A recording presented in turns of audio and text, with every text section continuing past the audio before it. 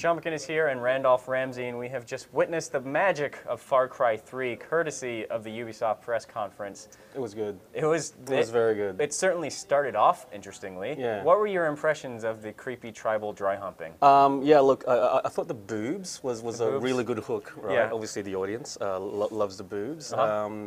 Yeah, you're saying dry humping, Sean. I'm Yeah. not quite sure if that question has actually been adequately answered. I'm you know, pretty like sure she moved off and They had pants on. Yeah, They had pants on. I know, but it's the magic of computer games, right? never Something could have know. happened there. You never know. But no, it was interesting, right? Like they're really playing up the whole sort of like insanity angle. Of Yeah. it, you know, like Yeah. you can't actually trust, what you're actually doing in the game, or even who you are. Yeah.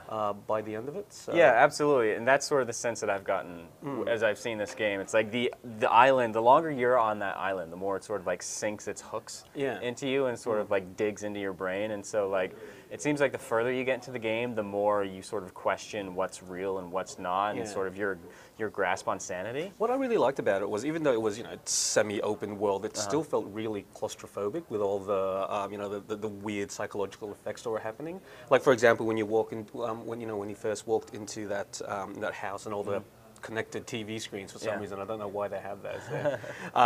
That's what crazy people see. Yeah. So and it was just a really good sense of a claustrophobia in the game. I think, even though it's still an open world. That seems to be one of the things that they're going for. It's this sort of juxtaposition of like a open world sandbox sort of structure with those like really tightly scripted set piece things going on there. It's like it will be cinematic when it wants to tell you a story, but at the same time, in between those like story points, it's going to set you free in this big open world and let you wander wherever you want. Yeah. But then like as you decide to continue the story, that's when it drops you into these crazy little rabbit holes. And some of the combat was pretty cool too that we saw. Like the bit that stands out for me was, I think you knifed a guy, because knifing's really in at E3 this year. And basically you as you kicked him off a platform, you pulled a pin from his grenade and used him as an explosive basically to blow up a car. Yeah. Which was kind of cool. But I didn't like the whole tiger thing. Oh, the tiger thing? Yeah. He used the tiger as a weapon. What, is that exploitative or something? and then he just goes and kills him. Well, in fairness, the tiger doesn't realize that you're his friend. The tiger will kill you because he's a tiger. I guess so, but it just seems awful. Right? Awful. You just gave him his freedom and you just stabbed him in the neck. You took it away. Yeah, you just took it away, yeah. No, it looked really cool. There's some really interesting stuff going on in the combat there. It's got that whole Far Cry 2 element of you can use the environment to your advantage. Yeah. Like they didn't really show it, but there's different sort of like arrow types that you can use. Like when I played that demo a couple weeks ago, and I used a flaming arrow when I was approaching the base, and I accidentally set the entire countryside on fire and burned to death.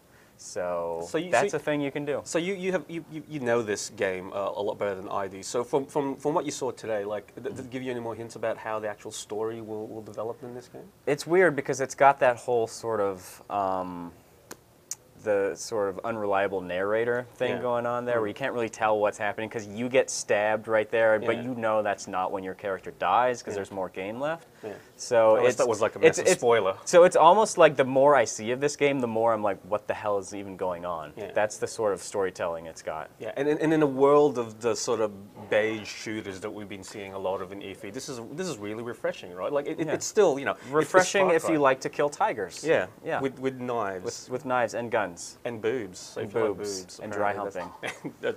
Question mark. Far Cry 3, the dry humpingest game of the year. Question mark.